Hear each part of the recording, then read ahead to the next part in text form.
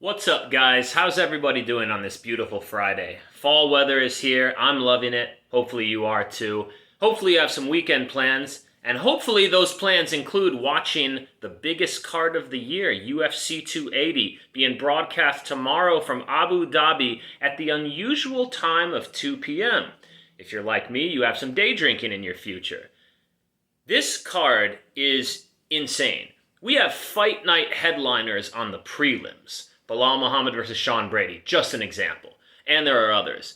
The one everyone is looking forward to, though, I think it's safe to say, is Charles Oliveira versus Islam Makhachev. Now, I'm going to make a little aside, a little note, that my people's main event, if you will, is Sean O'Malley versus Peter Yan. I'm not going to say this is flying under the radar, because that would be a mischaracterization. But people aren't giving they are not giving O'Malley much of a chance from what I've seen. They think of him as a hype train. He has the different color hair every time. People don't like hype trains, and they're treating him like he's undefeated. He actually has the TKO loss to Chito Vera. But he's a very good fighter regardless of that.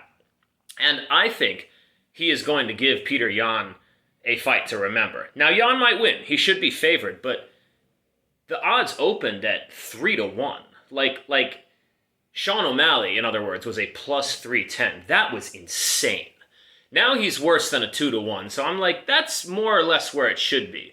And plus, an added bonus of that, we get a USA versus Russia matchup where nobody's going to get vaporized. It's a win-win.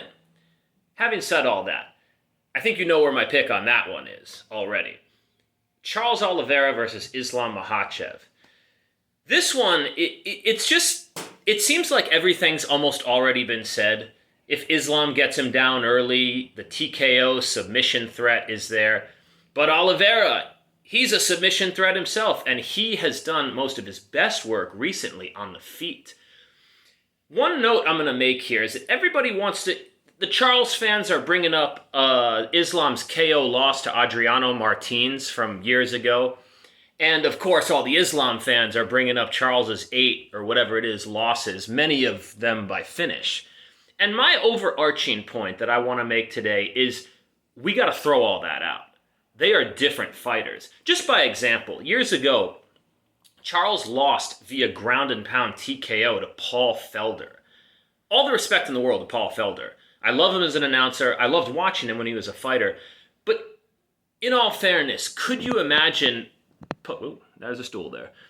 Could you imagine Paul Felder ground and pound TKOing Charles Oliveira, who just knocked out Michael Chandler, not knocked out, but submitted Dustin Poirier and knocked down Justin Gaethje en route to just a dominant submission victory? Do you think this guy would lose those fights that he lost before? No, that's my point. Both these guys, and I don't think Islam would get KO'd by Adriano Martins. Where is Adriano Martins today? I don't even know.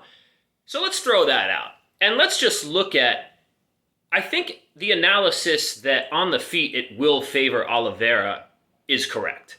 I love Oliveira's kicks. I love his dynamism, his willing to take the back even when he's on the feet against the fence like he did to Dustin Poirier. Not saying that's a potential route to victory in this one, but I am saying that Islam Makhachev, he's going to be cautious, as he usually is in the striking, which is smart. He's defensively minded, but it's still going to favor Islam on the feet. And conversely, on the ground, it's still going to favor Islam, whatever the position is. I don't think it's outside the realm of possibility to see Charles go for a takedown of his own in this fight, especially if it hits the later rounds. We'll see what happens on that note. This is another line that moved, kind of like the Sean O'Malley one did. Charles opened at a plus 250, and now he's sitting at a plus 130, which is sort of around where I think it should be. A lot of people think it's sacrilege that he's even an underdog. I think he should be a slight underdog, but definitely the plus 250 was a little crazy. I'm going to say, for my part, he has my bet. I went on him at the plus 130. Am I bullish on that? I am not. I think this is going to be a great fight where really, in spite of what people say they're sure of what's going to happen, nobody really is, and we're all kind of looking forward to it just to see. But I want to know, what do you think? Who's going to win? How are they going to win? Even give me a round of victory if you want to. Just put it in the comments below and we can have some fun talking about it. And most of all, guys, have fun this weekend, be safe, and enjoy those fights. Peace.